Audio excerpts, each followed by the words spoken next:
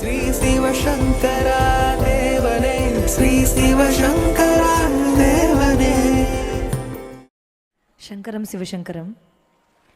Question from Govindan sir.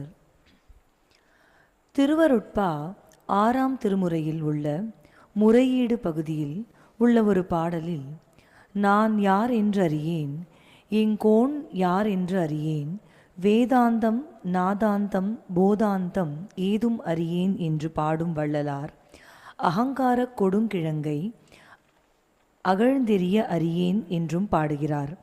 அகங்காரத்தை முழுவதும் அழித்துவிட்டு ஞானியான வள்ளலார் தனக்கு எதுவுமே தெரியாது என்று பாடுகிறார். அதே மாதிரி ஞான பூதரத்து உச்சியினை தொட்டுவிட்ட தாங்களோ டவுன் டு எர்த் என்று ஆங்கிலத்தில் சொல்வார்களே, அதை போல அகங்காரம் முற்றிலும் அகழ்ந்தெறியப்பட்ட அன்பின் திருவுருவமாய் ஒரு பிராக்டிக்கல் ரோல் மாடலாக தங்களது ஆன்மீக வாழ்வில் திகழ்கிறீர்கள். தங்களை போன்ற மகான்களின் இந்த அடக்க நிலை என்பது தங்களது சரீரம் காட்டும் அடக்க உணர்வா அல்லது ஆத்மாவின் உயர்நிலையா? 2 பாயிண்ட்டு. ஒன்று, ஒரு வக்கீல் இருக்காருன்னா அவர் கோர்ட்டில் வாதாடுற போது நான் கொலை செய்யவில்லை இவர் ஆனார் அப்படின்னார். அப்போ வக்கீல் அவர் கொலை செஞ்சதை பற்றி சொல்கிறதில்ல, அந்த பவர் ஆஃப் அட்டர்னி வாங்கியிருக்காரு அந்த கட்சிக்காரருக்காக வாதாடுவதற்காக, அதனால் அந்த மாதிரி சொல்லுவாங்க. அப்போ வள்ளலார் போன்றவர்கள் கல்யாணமாகி ஃபஸ்ட் நைட்டே வேணான்னு சொல்லி ஓடி போனவங்க. அவர் போய் மருவு பெண்ணாசையை மறக்கவே வேண்டும்ன்றாருனாக்கா அப்போ அவருக்கு அந்த லஸ்ட் இருந்ததான்ற ஒரு கேள்வி. அப்படியெல்லாம் இல்லை. அவர் பொதுவாக இந்த உலகத்தில் இருக்கிற மக்களுக்கு இதெல்லாம் நல்லது என்பதை தன்மேல் ஏற்றி கொண்டு பாடுகிறார். இதுதான் மெயின். அண்டு ஒரு ஹை லெவல் இருக்குது ஆன்மீகத்தில், ஒரு ஹையஸ்ட் லெவல் இருக்குது. அது நீங்கள் உங்களுடைய யோக சாதனையின் மூலமாகத்தான் புரிந்து கொள்ள முடியும். காமம் வேறு, காதல் வேறு. காமம்ன்றது லஸ்ட்டு, காதலுங்கிறது அன்பினுடைய ஹையஸ்ட் லெவல். அதனால தான் கடவுள்கிட்ட வைக்கிற லவ்க்கு என்ன பேர்? காதலாகி கசிந்து கண்ணீர் மல்குவார்தமை நன்னெறி குவிப்பது நமச்சிவாயமே. இப்போ கடவுளை காதலிக்க முடியும். இந்த லஸ்ட்ன்றது என்னென்னா ஆடு மாடு கோழி பள்ளி கூட தான் செய்யுது. இட்ஸ் எ பாடிலி இனிபிஷன், உடம்பு சம்பந்தப்பட்ட ஒரு விஷயம். இதில் பெரிய விஷயம் ஒன்றுமே கிடையாது. அதனால் உலகத்தில் ஒவ்வொரு நிலையும் அனுபவத்தினால் முடியும். அவரவர் அனுபவம் அவர் தம்மை அறிவது. ஒவ்வொருத்தருடைய எக்ஸ்பீரியன்ஸும் அவங்களுடைய அனுபவங்களால் அவங்களை புரிந்து கொள்ளுகிற விஷயமே தவிர மற்றபடி வாசித்து காணணும்னாதுன்னு புக்கை படிச்செல்லாம் இதெல்லாம் புரிஞ்சிக்க முடியாது. You have to undergo those experiences. ஆன்மீகத்தில் கூட அவரவர் அனுபவம் அவர் தம்மை அறிவது. அவரவர் இறையவர் குறைவிலர் இறையவர். ஒவ்வொருத்தரும் அவங்களுடைய எக்ஸ்பீரியன்ஸஸை தான் பார்க்கணும். ஒருத்தருடைய எக்ஸ்பீரியன்ஸ் இன்னொருத்தருக்கு உதவாது. இப்போ இந்த விளக்கில் கை வச்சா சுடும் அப்படிங்கிறது ஒரு வேல்யூ அக்செப்டட் ட்ரூத். பட் ஒரு குழந்தைகிட்ட நீ அதில் கை வைக்காதன்னா கேட்காது. என்றைக்கானா ஒரு நாளைக்கு அது கையை வச்சு சுட்டுக்கிட்டு அதுக்கப்புறம் வாவா ஜாலியாக கை வச்சு போனால் கூட வேணான்னு சொல்லும். அதனால் எல்லாருமே இந்த உலகத்தில் அனுபவத்தினால் புடம்போட்டப்பட்ட நிலையில் தான் ஞானியாக முடியும். திடீர்னு ஒரு அருணகிரி உருவாகிறது இல்லை. அருணகிரி திருவண்ணாமலையில் எவ்வளோலாம் லைஃப்பை என்ஜாய் பண்ணணும்னு தோணுச்சோ எல்லாத்தையும் என்ஜாய் பண்ணிட்டாரு. வாழ்வு என்னும் மாயில் எந்தனை இட்டனையே தாழ்வானவை நீ செய்யாதன தாமுலவோ அப்படின்னு சொல்லி இந்த உயிரே இனிமேல் வேணான்னு கிளிகோபுரத்தில் ஏறி கீழே குச்சி சூசைட் பண்ணிக்கிறதுக்கு போகிற போது முருகப்பெருமான் அவரை தாங்குகிறார். தாங்கிட்டு சும்மா இரு சொல்லறேங்கிறார். திருவண்ணாமலை திண்ணையில் உட்காந்துறாரு 12 வருஷம். சும்மா தான் உட்காந்துருக்கார். 12வது வருஷம் முருகப்பெருமான் சொல்கிறாரு, இனி நாமேல் நடங்கிறார். இனிமேல் நீ வாய் திறந்து பேசு அப்படிங்கிறார். இப்போ ஒவ்வொரு முருகன் கோயிலாக முருகனே அவர் இங்கே வா அங்கே வா இங்கே வா அங்கேவான்னு கூப்பிட்டு பாடும் பணியே பணியாய் அருள்வாய் தன்னை பற்றி பாடுமாறு செய்கின்றான். அப்போது ஒரு உலகியில் அருணகிரிநாதர் அந்த அளவுக்கு மிதிப்பட்டு அடிபட்டு இதெல்லாம் உதவாதுன்னு தெரிஞ்சுக்கின பிறகு தான் அவரால் ஒரு ஞானியாக ஆக முடியும். ஞானிங்கிறது ஒரு மலையினுடைய உச்சி, ஞான பூதரத்து உச்சிங்கிற வார்த்தையை பயன்படுத்துவாங்க. ஸோ அவ்வளோ ஈஸியாக புக்கு படித்து விட்டுலாம் வராது ஞானம் என்பது. யாராக இருந்தாலும் ஒரு வேமனா, ஒரு அருணகிரிநாதர், இவங்கெல்லாம் பெண்ணாசை, அதிலிருந்து தப்பிச்சு அதுக்கு பின்னால் ஞானி ஆனாங்க. அதனால தான் மருவு பெண்ணாசையை மறைக்கவே வேண்டும்ன்றலாம் பாடுகிறார்கள்.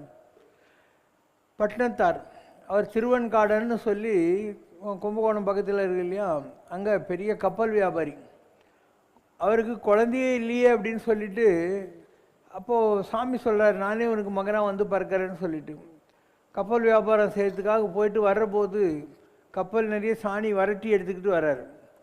சொல்கிறாரு, நகரத்தார் வம்சத்தில் வந்து சாணியாடா வாங்கிட்டு ஒரு கப்பலில் போய் அப்படின்னோடனே அவர் ஒரு சாணி வரட்டியை உடைக்கிறாரு. அதில் முத்து பாலம்லாம் அப்படியே தெரிக்குது. திருடர்கள்கிட்டேருந்து காப்பாற்றுறதுக்காக இதை நான் சாணியில் ஒழிச்சு வச்சு கொண்டாந்தேன் அப்படின்னு சொல்கிறாரு.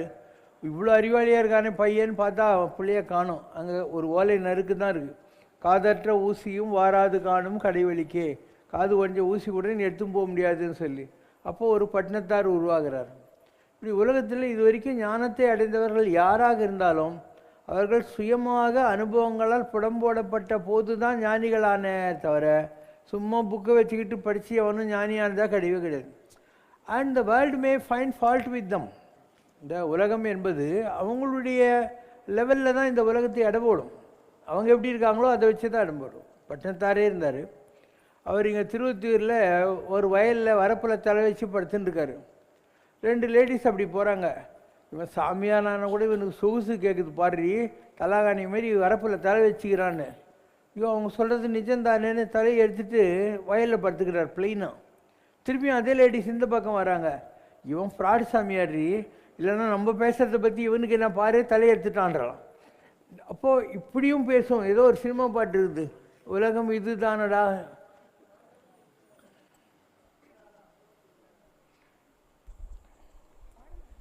வாழ்ந்தாலும் ஏசும் தாழ்ந்தாலும் ஏசும் வையகம் இதுதானடா. வாழ்ந்தாலும் ஏசும் தாழ்ந்தாலும் ஏசும் வையகம் இதுதானடா. வாழ்ந்தாரை கண்டால் மனத்துள் வெறுக்கும், வீழ்ந்தாரை கண்டால் வாய் விட்டு சிரிக்கும்.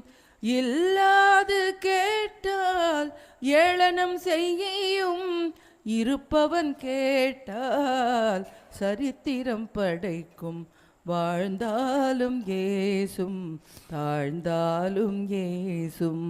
So you cannot get certificates from the contemporary society. உலகத்தில் இருக்கிற ஜனங்க உன்னை மதிக்கணும்லாம் நினச்சி இந்த உலகத்தில் ஒரு அவர் கூட உன்னால் வாழவே முடியாது. இப்படி போனால் அப்படி சொல்லுவான், அப்படி போனால் இப்படி சொல்லுவான்.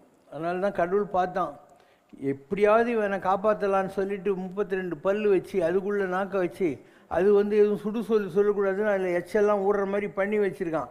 அப்பயும் இவன் சும்மா இருக்க மாட்டான். தீயினால் சுட்டப்புண் உள்ளாரும் ஆறாதே நாவினால் சுட்டவடு. நெருப்பில் சுட்டுட்டா பர்னால் போட்டால் போயிடும். நாக்கில் ஒரு வார்த்தை சொல்லிடுறான் வை, அது எப்போ பாரு நம்ம எண்ணத்தில் இப்படி சொல்லிட்டாங்க அப்படி சொல்லிட்டாங்கங்கிற மாதிரி.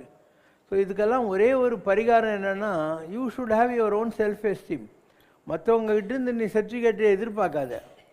தன்னெஞ்சறிவது பொய்யற்க அப்படிங்கிற மாதிரி உனக்கு உன்னை பற்றி தெரியணும். குஞ்சி அழகும் அப்படின்னா கிராப்பு விதவிதமாக வச்சுக்கிறது. கொடுந்தானை கோட்டு அழகும் அழகல்ல. யானை மேலே அம்பாரி வச்சுக்கிட்டு குங்குன்னு போகிறது அதெல்லாம் அழகல்ல. நெஞ்சத்து நல்லம் யாம் எனும் நடுநிலைமை அழகே அழகு. நம்ம மனசு சொல்லணும் நீ நல்லா வந்தாம்பா அப்படின்னு. ஸோ ப்ரைடு வேறு, செல்ஃப் எஸ்டீம் வேறு. ப்ரைடுங்கிறது இல்லாத விஷயத்தை நினச்சி அவன் பீத்திக்கிறது. செல்ஃப் எஸ்டீம்னா தமிழ் இலக்கியத்தில் அதுக்கு பெருமிதம் தருகன்னு பேர். நிஜமாகவே இவனுக்கு அந்த குவாலிட்டிஸ் இருந்து தன்னை பற்றி தனக்கு தெரிஞ்சிருக்குனாக்கா வரக்கூடிய ஒரு விஷயம். அதனால் உலகத்தில் யாருடைய சர்டிஃபிகேட்டுக்காக நீ கண்டுக்காத. அவன் போயிருந்தால் உனக்கு என்ன, இகழ்ந்தால் உனக்கு என்ன, மாலை போட்டால் உனக்கு என்ன, செருப்பில் அடித்தா உனக்கு என்ன, எல்லாத்தையும் வேடிக்கை பார்த்துக்கின்னு போயினே இருக்கு. For every reaction that is in equal and opposite reaction. உன்னை யாராவது தப்பாக சொன்னாங்க அப்படின்னா அவங்க அனுபவிப்பாங்க, டெஃபினட்டாக அனுபவிப்பாங்க. நீ அதில் கவலை, அதை பற்றி நீ கண்டுக்கவே தேவையில்லை. யாராக இருந்தாலும் மேலேருந்து ஒருத்தன் பார்த்துக்கிட்டு இருக்கான், அவங்கள தண்டிப்பான். நம்ம சட்டத்தை கையில் எடுக்க வேண்டிய அவசியம் இல்லை. ஒரு பொண்ணை வந்து ஸ்கூட்டரில் வச்சு அப்பங்காரன் கூட்டின்னு போகிறான்னு வை, கிளம்பும் பார் தள்ளின்னு போகிறான்னுவான். நீ என்ன போடா பிடிச்சின்னு போவ, என் பொண்ணு தான் தப்பாக பேசாதுன்னு சொல்லிட்டு இந்த உலகத்தில் நினச்சா நீ வாழவே முடியாது. உனக்கு எது நியாயம் தெரியுதோ அந்த மாதிரி நீ பண்ணும். அதனால் அகம் மாடு மடந்தை என்ற ஆசைங்கிறார் அருணகிரிநாதர். அகம் மாடு மடந்தை அப்படின்னா என்ன? பெண்ணாசை, பொன்னாசை, மண்ணாசை. இந்த 3ல் நான் வாங்குவேன்னு நீ நினைக்கிறியா அப்படின்னு அர்த்தம். இதிலிருந்தெல்லாம் நீங்கள் நேச்சுரலாக தப்பிச்சிடுவீங்க. இப்போது மகாபாரதத்தையும் ராமாயணத்தையும் ரெண்டே வரியில் சொல்லணுன்னா என்ன சொல்லுவேன்? மண்ணால் கேட்டான் துரியோதனன், பொண்ணால் கேட்டான் ராவணன், தீர்ந்து போச்சு. இவ்வளோதான் ராமாயணம். இதுக்கு எத்தனை கேரக்டர் படித்து என்னெல்லாம் வந்து அதுக்கு பெர்முடேஷன் காம்பினேஷன்லாம் பண்ணி எவ்வளோ கேரக்டர்ஸ் எல்லாம் பண்ணுறாங்க இல்லையா? அதனுடைய சம் எசன்ஸ் ஒரு வரி தான். அதனால் சரி, அவனுக்கு அழகான பொண்டாட்டி இருந்தா, மண்டோதரி இருந்தா. அண்டு இன்னும் சொல்லப்போனால் ஆஞ்சநேயர் லங்கைக்கு போகிற போது இவ்வளோ நல்ல ராஜ்யத்தையும் வச்சுருக்கான், ஜனங்களுக்கு எந்த கஷ்டமும் இல்லாமல் இவெல்லாம் வச்சுருக்கானே அப்படின்னு பார்த்து பொறாமப்படுகிற அளவுக்கு ஒரு நல்ல ராஜாவாக இருந்திருக்கான். இந்த உலகத்திலேயே ஈஸ்வர பட்டாபிஷேகம் வாங்கிறதுன்றது விளையாட்டு கிடையாது. இப்போ ராவணன் ஈஸ்வர பட்டாபிஷேகம் வாங்கியிருக்கான், அதனால் ராவண ஈஸ்வரன், ராவணேஸ்வரன். அகஸ்தியர் வாங்கியிருக்காரு, அதனால் அகஸ்தீஸ்வரன். நல்லா யோசனை பண்ணிட்டே வா. அந்த மாதிரி ஈஸ்வரன் சனி பகவான் இருக்கார், நீ அவரை திட்டலாம், ஆனால் அவர் ஈஸ்வர பட்டாபிஷேகம் வாங்கியிருக்காரு, அப்போ சனீஸ்வரன். இப்படிலாம் இருக்கா? இப்போ ராவணன் அந்த அளவுக்கு உயர்ந்த நிலைகளை தொட்டவன், உனக்கு அதை பற்றி ஒன்றுமே சந்தேகமே தேவையில்லை. சூர்பனகையை மாத்திரம் இவன் மூக்க இருக்காமல் இருந்திருந்தானாக்கா இந்த ராமராவண யுத்தமே வந்திருக்காது இல்லையா? சும்மா நம்ம குறிப்பு மொழியை வச்சுக்கிட்டு எல்லாருமேலையும் தப்பு சொல்லியிருக்கிறோம். மகாபாரத்தில் சூதாடுறதுக்காக உட்காடுறாங்க. இந்த தர்மபுத்திரன் அவன் அதர்மபுத்திரன், சூதாடுறதே தப்பு. நீ சூதாடுறது தப்பு தானே, நீ பெரிய யோக்கியனாக இருந்து தர்மத்தை காப்பாற்றுற வந்தால் ஏன் சூதாடு போன? இவனுக்கு நமைச்சல் மனசுக்குள்ளே நினச்சிக்கினானா, இந்த நேரத்தில் கிருஷ்ணர் இங்கே வந்துட்டா நல்லா இருக்காது அப்படின்னு சொல்லிட்டு அவனுக்கு வரக்கூடாது கிருஷ்ணன் சொன்னான். ஏன்னா இவன் விளையாடுறான், எல்லாத்தையும் எழுந்துக்கிட்டே வரான். கடைசியில் அவனுடைய 5 பிரதர்ஸையும் வைக்கிறான், அவனுடைய மனைவியும் வைக்கிறான். எல்லாம் இவனுடைய கோண புத்தி தானே. இல்லைனாக்கா எவனாவது வைப்பானா? இந்தமாரி ஒரு சாதாரண ஆள் கூட இந்தமாரி வைக்க மாட்டான். அவன் துரியோதனன் என்ன பண்ணுறான், இப்போ கூட ஒன்றும் லேட் இல்லை, நீ எதெல்லாம் எழுந்தியோ எல்லாத்தையும் உனக்கு கொடுத்துட்றேங்கிறான். அதை திருப்பி வாங்கினவன் அப்பயாவது ஐயா அம்பேலுன்னு ஓடணுமா இல்லையா? திருப்பியும் விளையாடுறான். இவன் என்ன நல்லவன்? இவன் நல்லவனா? அதனால் எல்லாமே தப்பு தான் பண்ணுறாங்க உலகத்தில். நீ யாரையும் ஜட்ஜ் பண்ணாது, உலகத்தில் யாரையுமே ஜட்ஜ் பண்ணாது. கடவுளே ஒரு மனுஷனை அவன் இறந்து போன பின்னால் தான் ஜட்ஜ் பண்ணுவானான். அதுதான் கிறிஸ்டியன் மதத்தில் அவங்க என்ன சொல்கிறாங்க, ஜட்ஜ்மெண்ட் டேன்றாங்க. இஸ்லாம் மதத்தில் என்ன சொல்கிறாங்க, கயாமத்து டேங்கிறாங்க. இந்து மதத்தில் என்ன சொல்கிறாங்க, ஊழி தீர்ப்பு நாளுங்கிறாங்க. அப்போ கடவுளே கடைசியில் தான் ஜட்ஜ் பண்ணுவானா? நீ நானும் வாழ்கிற காலத்தில் இவங்க அப்படி அவங்க இப்படி இவங்க அப்படின்னு சொல்லி சொல்லி நாமளும் நிம்மதியாக இல்லை, அவங்களையும் நிம்மதியாக இருக்கிறதுக்கு விடுறதே இல்லை இல்லையா? இதெல்லாம் தான் பிரச்சனைங்க. அதனால் சொசைட்டியில் யாரும் நல்லவங்க இல்லை, யாரும் கெட்டவங்க இல்லை. நல்லார் பொல்லார் என நாடுவது ஏன் நெஞ்சமே, யாரையும் நல்லவன் கெட்டவன் சொல்லி எடை போடாத. அவரவர் அனுபவமும் அவர் தம்மை அறிவது. உலகத்தில் ஒவ்வொருத்தனும் ஒவ்வொரு விதமான அனுபவங்களை அடைவதற்காக பிறந்திருக்கான். சம்டைம்ஸ் பெட்டர், சம்டைம்ஸ் பெட்டர், அவ்வளோதான். சில நேரங்கள் கசப்பான அனுபவங்கள், சில நேரங்களில் நல்ல அனுபவங்கள் வரும். அதனால் எல்லாருமே இந்த உலகத்தில் வந்திருக்கிறது எக்ஸ்பீரியன்ஸ் பண்ணுறதுக்கு தான். Experience will come only by experiencing. புக்கில் படிச்செல்லாம் வந்துடாது இல்லையா? அதனால் இந்த உலகத்தை யாருமே யாரையும் எடை போட தேவையில்லை, அதனுடைய போக்கில் விட்டுடு, வேடிக்கை பாரு. மற்றவங்க சர்டிஃபிகேட்டுக்கெல்லாம் நீ வந்து மயங்கக்கூடாது. யாருடைய சர்டிஃபிகேட்டும் நமக்கு தேவையில்லை. நம்முடைய மனசு சொல்லணும், நீ ரொம்ப நல்லவன்பான்ட்டு, அவ்வளோதான். வேறு யாரை பற்றியும் கவலைப்படாது. அவன் என்ன பண்ணால் உனக்கு என்ன இருக்குது? வேறு சம்படி ஹூ இஸ் வாட்சிங். கண்காணி இல்லை என்று கள்ளம் பல புரிவார், காணுங்கால் கண்காணி என்று ஒன்று இல்லாத இடமில்லை காணுங்கிறார் திருமூலர். நம்மளை யாரும் பார்க்கலன்னு சொல்லி எல்லாரும் ஃப்ராட் பண்ணி சுற்றினுக்கிறான். நல்லா யோசனை பண்ணிப்பார்.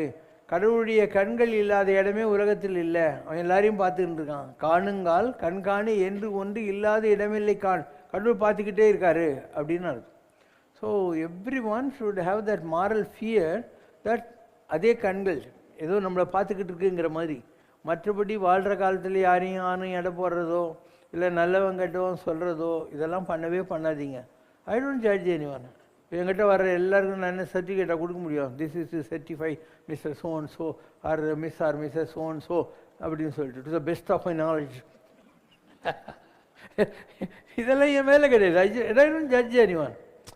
இப்போது நீ என்கிட்ட வர்ற, நீ என்னுடைய விருந்தாளி, அவ்வளோதான். அதித்தி தேவோ பவ. அதித்தின்னா வந்தவன், விருந்தாளின்னு அர்த்தம். அவன் கடவுளுக்கு இணையானவன்.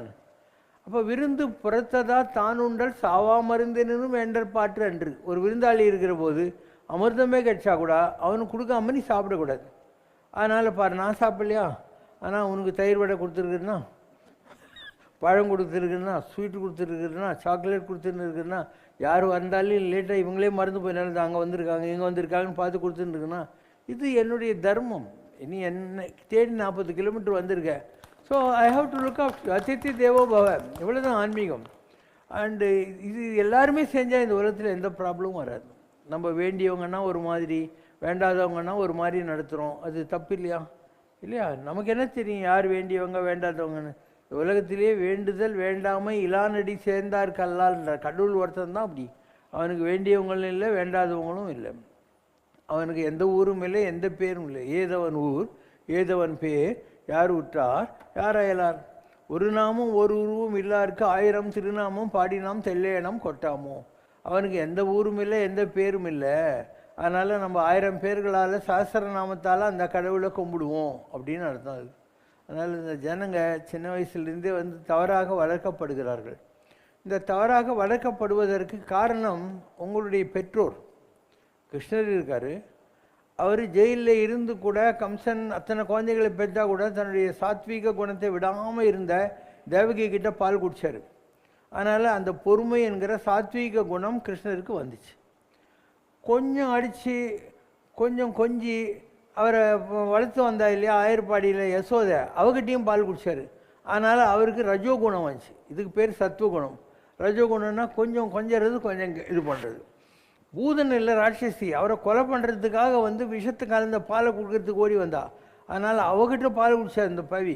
அதனால் தமோ குணம் வந்துச்சு. அப்போ நீ எந்த கிருஷ்ணனை கும்பிடுறியோ கொண்டாடுறியோ அவங்ககிட்டயே 3 குணங்குது. சத்துவகுணம் ரஜோகுணம் தமோ குணம் இருக்குது. அதே மாதிரி நம்முடைய பெரியவங்க இருக்காங்க இல்லையா இந்த உலகத்தில், அவங்களுடைய குணங்கள் நமக்கு வருது. உனக்கு சந்தேகமே தேவையில்லை. இதில் ஒரு ஆள் வேடன் காட்டில் 2 கிளி பிடிச்சான்.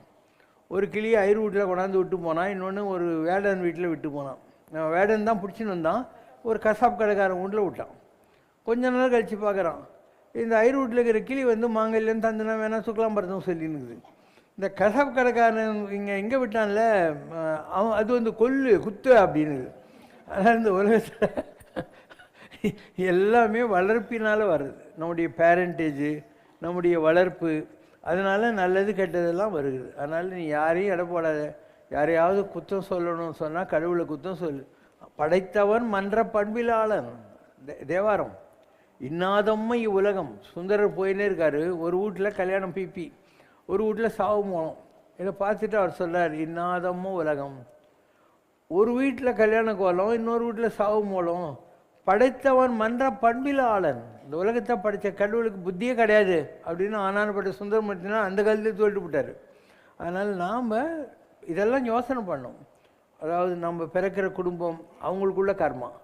நீ ஏதாவது ஒரு ராங்கான குடும்பத்தில் பிறந்தால் 7 தலைமுறைக்கு அந்த கர்மா வந்துக்கிட்டே இருக்கும். அண்டு உனக்கு அந்த மாதிரி அனுபவிக்கணும்னு இருந்தால் தான் அந்த மாதிரி குடும்பத்தில் நீ பிறப்ப. உனக்கு கெட்டதை அனுபவிக்கணுங்கிற போது அந்த மாதிரி ஒரு நாகதோஷம் இருக்குன்னு வை, அந்த நாகதோஷம் உள்ள குடும்பத்தில் நீ பிறப்ப. 7 தலைமுறைக்கு அது பாதிச்சுக்கிட்டே இருக்கும். இது ஒரு காரணம். அடுத்தது அவங்களுடைய வளர்ப்பு. இந்த என்வைரன்மெண்ட்டுன்னு சொல்லணும் இல்லையா, அதை வைத்துக்கொண்டு சுற்றுச்சூழல் அது மூலமாக வரக்கூடியது. இப்படி பல காரணங்கள் இருக்குது. அதனால் யாரும் நல்லவன் இல்லை யாரும் கெட்டவன் இல்லை. யாருக்கும் அட்வைஸ் கொடுக்குற அளவுக்கு உயர்ந்தவனும் இல்லை, அட்வைஸ் கொடுக்க முடியாத அளவுக்கு சின்னவனும் இல்லை. பொண்ணவன் என்ன சொல்லுது, பெரியோரன் வியத்தலும் இளமே சிறியோரன் முழுதலும் இளமே. என்னை விட பெரியவங்கன்னு யாரை பார்த்து நான் மெரசலாக மாட்டேன், என்னை விட சின்னவங்கன்னு யாரையும் நான் ஹியூமிலியேட் பண்ணவும் மாட்டேன். பேரூராற்றுப்படுவும் புனைபோல் காட்சி தெளிந்தனும். ஒரு கட்டையை தூக்கி ஆற்றுல போட்டால் அந்த ஆற்றோட கட்டை போயினே இருக்கும். அந்த மாதிரி என் வாழ்க்கையில் வருகிற அனுபவங்களை நான் வேடிக்கை பார்க்கிறேன். ஒரு கட்டையை மாதிரி நான் வேடிக்கை பார்க்கிறேன் அப்படின்னு அர்த்தம். அதனால் எல்லா மதங்களும் அல்டிமேட்டாக சொல்கிறது யாரையும் ஜட்ஜ் பண்ணாத அப்படிங்கிறது தான். உலகம் யாவையும் தாமுல வாக்கலும். இந்த உலகத்தை பூரா படைக்கிறது. நிலைபெறுத்தலும் நீக்கலும் நீங்கலாம். அதை ஸ்டெபிலைஸ் பண்ணுறது, அழிக்கிறது. அழகிலா விளையாட்டுடையாரவர் ஆண்டவர் அன்னவர்க்கே சரணாங்க. இதெல்லாம் செய்கிற ஒரு ஆள் மேலே இருக்கான். படைக்கிறது, காக்கிறது, அழிக்கிறது எல்லாத்தையும் அவன் தான் செய்கிறான். அன்னவர்க்கே சரண் நாங்களே. இது சரி, கடவுள்னு ஒன்று நிஜமாகவே இருக்கா அப்படின்னா கம்பர் சொல்கிறார். அவ்வளோ பெரிய ராமாயணத்தை எழுதினவர். உலகம் யாவையும் அப்படின்னு சேக்கிலாக இருக்கும். உலகெல்லாம் உணர்ந்து ஓதற்கரியவன் சொல்லி கம்பருக்கும் எல்லாருக்கும் எடுத்து கொடுத்தான். கடவுள் தான் நிறைய எடுத்து கொடுத்தான். அவங்க என்ன சொல்கிறாங்க, இந்த மாதிரி ஆமென்றுரைக்கில் ஆமேயாம், அலதென்றுரைக்கில் அலதேயாம். கடவுள் இருக்காருன்னு நம்புறியானா இருக்கிறாரு, இல்லைன்னா இல்லை. ஆமென்றுரைக்கில் ஆமேயாம், அலதென்றுரைக்கில் அலதேயாம், உளதென்றுரைக்கில் உளதேயாம். நன்றே நம்பி குடி வாழ்க்கை, நமக்கு இங்கே என்னே பிழைப்பாமா. நமக்கு எதுக்கு இந்த ஆராய்ச்சி எல்லாம்? நமக்கே டைம் இல்லை நம்ம வாழ்க்கையை கொண்டாடுறதுக்கு. இந்த ரிசர்ச் எல்லாம் நமக்கு வேண்டியதில்லை. எதுக்களாலும் எடுத்த மொழியாலும் சோதிக்க வேண்டாம், மிக்கு பரந்துள்ள ஜோதியான் புகின் அழகில்லை கிழக்க வேண்டாம். உலகம் பூரா இருக்கிற எல்லா ஜோதியும் கடவுள் தான். இதை பற்றி ஆராய்ச்சி எல்லாம் செய்ய வேண்டியதில்லை. கிளவி பார்த்து டைம் வேஸ்ட் பண்ண வேணாம். உன் வேலையை நீ பாரு. அப்படி ஒருத்தர் இருந்தான்னா அவன் வேலையை அவன் பார்த்துக்குவான்னு அர்த்தம். அதனால் we are too small to understand the too big a thing in the creation called God. இல்லையா? நம்மலாம் சாதாரண மனிதர்கள். நம்ம ஏன் கடவுளை பற்றி ஆராய்ச்சி பண்ணணும்? வாசித்து காணோனாத ஒரு விஷயத்தை நம்ம ஏன் ஆராய்ச்சி பண்ணணும்? அதனால் குட் அண்ட் காட், இது எனக்கு உடன்பாடு, உனக்கும் உடன்பாடாக இருக்கும். Good and God is synonymous. கடவுள் யார்? நன்றுடைய ஆணை. எல்லா நல்ல குணங்களையும் யாருக்கு எடுக்குதோ அவன் தான் கடவுள். ஆனால் ஒரு குடம் பாலில் விஷம் ஒரு ட்ராப் போட்டேன்ற மாதிரி இருக்கக்கூடாது. அதனால் தீயது ஒன்றில் ஆணை, நன்றுடைய ஆணை. எல்லா நல்ல குணங்களும் அண்ட் கெட்ட குணம்னு எதுவுமே இருக்கக்கூடாது. நன்றுடைய ஆணை, தீயது ஒன்றில் ஆணை. அப்படி இருந்தால் அவன் தான் கடவுளுங்கிற மாதிரி. அப்போ நாம் என்ன பண்ணணும்? நம்மக்கிட்ட ஏதாவது கெட்ட குணம் இருக்கா அப்படின்னு ஒரு செல்ஃப் இன்ட்ராஸ்பெக்ஷன் பண்ணிக்கணும். நம்மளுக்கு நாமளே ஒரு அனாலிசிஸ் பண்ணிக்கிட்டு ஒரு செக்லிஸ்ட் வச்சுக்கோ. அன்பாக இருக்கிறோமா, பாரபட்சம் இல்லாமல் இருக்கோமா, வெறுப்பு இல்லாமல் இருக்கோமா, கோபம் எல்லாமே இருக்கிறோமா, இப்படின்னு சில இன்க்ரீடியன்ஸ் இருக்குது இல்லையா? காட் லைக் குவாலிட்டிஸ்ன்றோம். காட் லைக் குவாலிட்டிஸ் அதில் செக்லிஸ்ட் வச்சுக்கினே வா. இதில் எதெல்லாம் உங்கள்கிட்ட இருக்குதுன்னு. The day you get 10 out of 10 or 100 out of 100, you are God. வையத்துள் வாழ்வாங்கு வாழ்பவர் வானோரையும் தெய்வத்துள் வைக்கப்படும். அப்போ வாழ்வாங்கு வாழ்தெல்லாம் இதுதான். அப்போ கடவுள் இருந்தால் இல்லை, அதை பற்றி உனக்கு என்ன இருக்குது? You become like God. நீ கடவுளாக மாறுறதுக்கான பிரயத்தனங்களில் நீ ஈடுபடணும். அண்ட் மாநிலம் பயனர வாழ்வதற்கே வல்லமை தான் கடவுள். இந்த உலகத்தை படித்து காற்று, சந்திரன், சூரியன் எல்லாத்தையும் அந்தந்த டைமுக்கு வர விட்டு காற்று மூக்குலையும் போயின்னு தான் இருக்குது. நம்ம என்ன பீஸ் கட்டியாக கேட்டோம்? நம்ம மூக்குக்குள்ளே வந்தபோது ஆக்சிஜனாக இருந்துச்சு. அது நம்ம மூக்குலேருந்து வெளியே போகிறபோது கார்பன் டை ஆக்சைடு ஆச்சு. நம்முடைய கண்ட்ரிபியூஷன் நெகட்டிவ் இந்த உலகத்துக்கு. அது பிராணவாயுவாக வருது, நம்ம கரிமூல வாயை மாத்திரம். நீ அறிவில்லாதன்னு நினச்சினுங்கிற அந்த மரம் ஆக்சிஜன் ஃபேக்ட்ரி உன் மூக்குக்குள்ளே திருப்பியும் ஆக்சிஜனாக அதை கொடுக்குது. ஆனால் நம்மளால் எதையுமே புரிஞ்சிக்க முடியாது இந்த உலகத்தில். ரொம்ப பெரிய அளவுக்கு அறிவாளியாக படைக்கப்பட்ட மனிதன் தான் முட்டாளாக இருக்கான். Man has been punished to think rationally. இவன் ரொம்ப அறிவை போட்டு கசக்கி குழப்பிக்கின்னு தான் அந்த உலகத்துக்கு எடுத்துக்கிட்டு இருக்கான். அதனால் மற்றதெல்லாம் பாரு, ஒரு பறவைகள், விலங்குகள் வாயிலேயே கொண்டாந்து குட்டி பறவைக்கு ஊட்டுது. நல்லா உன்னை விட சூப்பர் என்ஜினியரிங்கெல்லாம் படிக்காமையே கூடு கட்டுது, அதுக்குள்ளே முட்டை போடுது. இயற்கையை பாரு, இயற்கையில் எந்த அளவுக்கு ஒரு அழகான நேர்த்தி இருக்கிறது அப்படின்னு பாரு. இப்போ அதோட கம்பேர் பண்ணுற போது நம்மளாம் என்ன, ஒரு நண்டு சொல்லுவாங்க, ஒரு பூகம்பம் வரப்போகுதுன்னா அதில் ராணி நண்டுன்னு ஒன்று இருக்குமா. அது வெளியே அந்த பல்பிட்டேஷன்லாம் பார்த்துட்டு ஒரு சவுண்டு கொடுக்குமா, நீங்கள்லாம் தப்பிச்சுக்கோங்கன்னு. ஒரு தெய்வ ரகசியத்தை வெளியே சொன்னதுக்காக அது தானே அழிச்சிக்கிட்டு செத்து போகுமா. இப்படிலாம் இருக்குன்னா நமக்கு நம்பிக்கை வருதா? அதனால் நமக்கு ஒன்றுமே தெரியாது. கடவுள், அவனுடைய படைப்பு, இதை பற்றியெல்லாம் நமக்கு ஒன்றுமே தெரியாது. நம்ம பெரிய பல்புன்னு நினச்சிக்கிட்டுன்னு இருக்கோம். நம்ம ஒன்றுமே கிடையாது. இன்னும் சொல்லப்போனால் கடவுளுடைய படைப்பில் அறிவாளியாக படைப்பட்ட நாம் தான் அறிவில்லாமல் இருக்கிறோம். ஒரு பறவை இருக்குது, ஒரு குரங்கு இருக்குது, ஏதோ ஒன்று இருக்குது. அது அழகாக வாயிலேயே ஊட்டி அந்த குழந்தைங்களை வளர்க்குது, எல்லாம் பண்ணுது. ஒரு குரங்கு இருக்குதுன்னா மர்க்கட நியாயம் பேர். அந்த குரங்குட்டி அதனுடைய கழுத்தை கட்டிக்கிட்டு குரங்கு எங்கெல்லாம் குதிக்குதோ அங்கே குச்சின்னுக்கணும் இல்லையா? அதுக்கு மர்க்கட நியாயம்னு பேர். பூனைக்குது, அது தன் குட்டியை வாயிலேயே கவிக்கின்னுட்டு எல்லா இடத்துக்கும் கொண்டு போயிட்டுருக்கும்.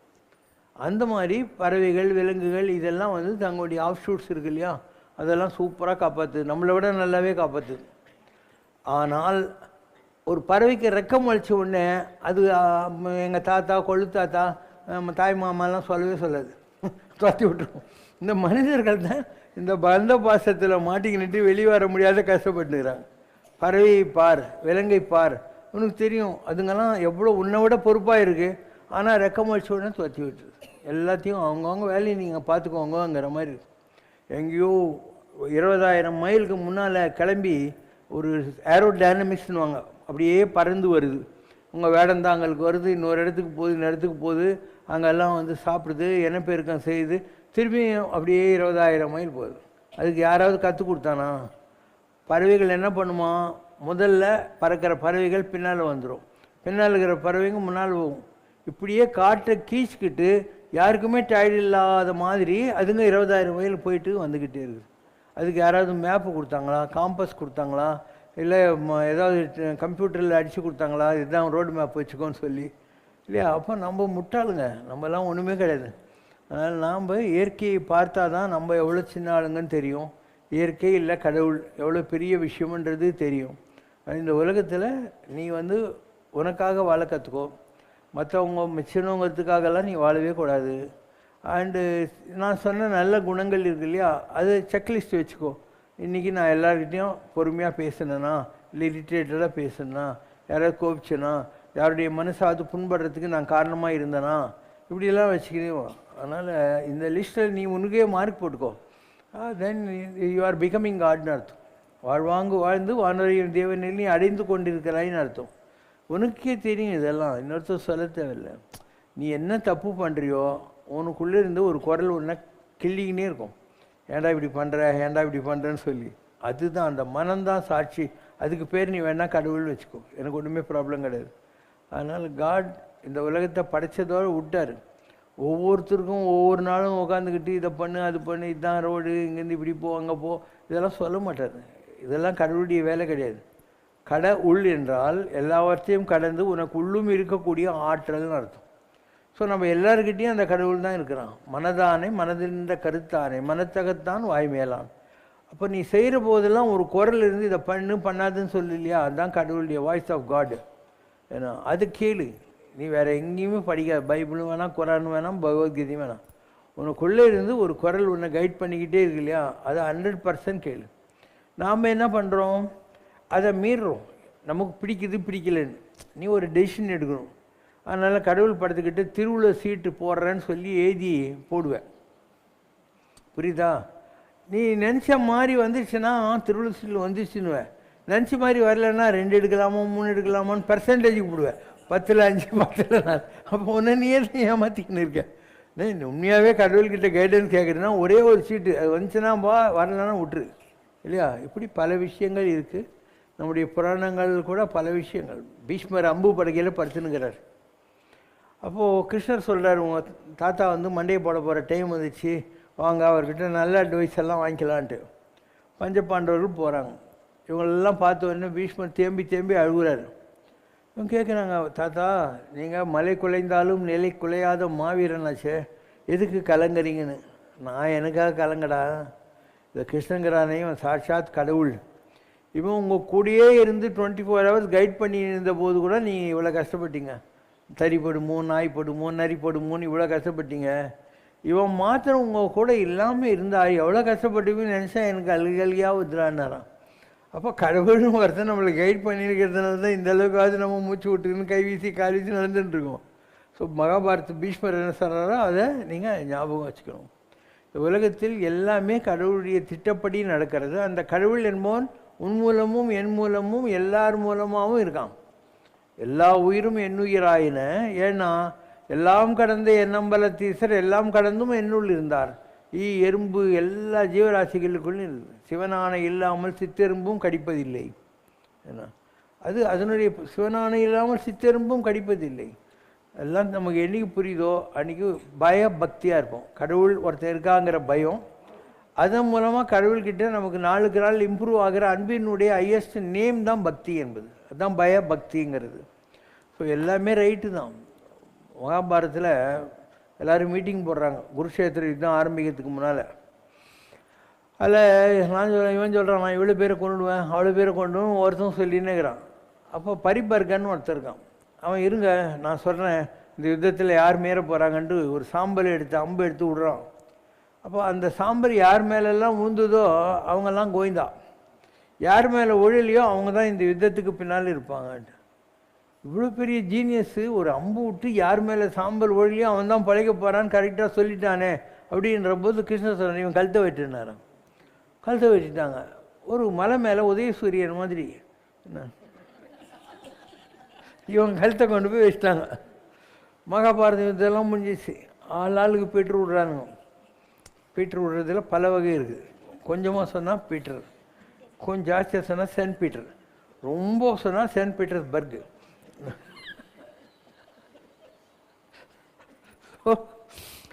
எல்லாரும் நான் தான் இவ்வளோ செஞ்சேன்னு சொல்லியிருக்கிறான்.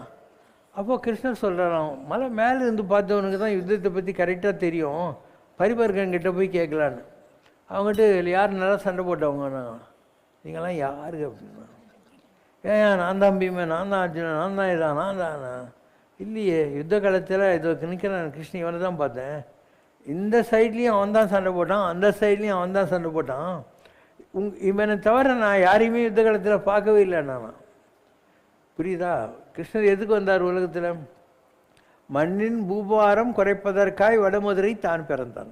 பாப்புலேஷன் ஜாஸ்தியாக போச்சு, அதை அழிக்கிறதுக்காக பிறந்தான். அவன் நினச்சா ஒரே ஒரு சுண்டு வர லட்சவேல உலகத்தை அழிச்சிட்டு அவன் எந்த வேலை ஆச்சும் போயின்னே இருக்கலாம். But enjoy doing it. ஒவ்வொருத்தரும் ஒவ்வொரு மாதிரியான வகையில் கொலை பண்ணிக்கிட்டே வந்தான். மகாபாரதம் என்பது கிருஷ்ணருடைய கொலை தந்திரங்கள். ஒவ்வொரு மாதிரி கொலை பண்ணிக்கிட்டே வர்றாரு நாள் லாஸ்ட் வரைக்கும். அவர் ஒருத்தர் தான் நிற்கிறாரு, வேறு யாருமே கிடையாது இல்லையா? ஜராசந்தன் ஒரு மாதிரி பண்ணுறாரு. இப்படி நீ மகாபாரதத்தை ஃபுல்லாக பார்த்துக்கிட்டே வா, ஒவ்வொருத்தரும் ஒரு மாதிரி கொலை பண்ண. அவர் வந்த வேலை அதுதான், அதை என்ஜாய் பண்ணிட்டு பண்ணார். ஒரு பணக்காரங்கிறான், அவனுக்கு பொழுது போல என்ன பண்ணுவான், இந்த பக்கம் செஸ்ஸு அந்த பக்கம் செஸ்ஸு, அவனே ரெண்டு பக்கம் வச்சுக்கிட்டு இவனே இந்த வைப்பான் அதை வைப்பான் விளையாண்டுப்பான். பொழுது போலனா கேரம் போர்டில் இவனே இந்த பக்கம் ஆடுவான், அவனே அந்த பக்கம் ஆடுவான். சீட்டு ரெண்டு, இந்த பக்கம் 13 போடுவான், அந்த பக்கம் போடுவான், இதில் ஒன்று எடுப்பான், அதில் ஒன்று சொல்லு. இதுதான் அழகிலா விளையாட்டுடைய ஆரவர் ஆண்டவர்னா. இதுதான் கடவுளுக்கு பொழுது போல, அவனுக்கு தோன்ற விளையாட்டு அவன் விளையாட்டு இருக்கான். அந்த இடத்துல நானும் ஒரு கேரக்டரு, நீயும் ஒரு கேரக்டரு, உலகத்தில் எல்லாருமே ஒவ்வொரு கேரக்டர் தான். அவனுக்கு போது போல என்னை வச்சு ஒன்றை வச்சு ஆடிக்கிட்டு இருக்கான். இதெல்லாம் நமக்கு என்றைக்கு புரியுதோ அன்றைக்கி நமக்கு எந்த அகங்காரமும் வராது. அகங்காரம்ங்கிறது என்ன? நான் சாதித்தேன்ங்கிற ஒரு எண்ணம், அகம் நான். ஸோ அந்த எண்ணம் வராமல் இருக்கணும்னா you should understand the magnificentness of God. கடவுள் எவ்வளோ பெரிய ஆளுன்னு உனக்கு தெரியணும். அப்போ தான் கடவுளை பற்றி உன்னால் புரிஞ்சுக்க முடியும். அதனால் you have to work with God to understand him. And நீ நான் தான் செய்கிறேன்னு நினைக்கிற வரைக்கும் உனக்கு இதெல்லாம் புரிய போகிறதில்ல. கடவுள் இன்னும் குழப்பி விட்ருவோம், டெஃபினட்டாக குழப்பி விட்ருவோம். அப்போ சிவசங்கர் பாபா போன்றவர்கள் எப்படி கூலாக இருக்காங்கன்னா, வாழ்க்கையில் எல்லாத்தையும் கடவுள் கற்பித்தான் அல்லவா. ஏதோ ஒரு வில்லேஜிலேருந்து வந்தேன், நான் மெட்ராஸுக்கு 10 ரூபாவும் ஒரு சர்டிஃபிகேட் எடுத்துன்னு வந்து ஒரு வேலைக்கு போனேன், 250 ரூபா சம்பளம்.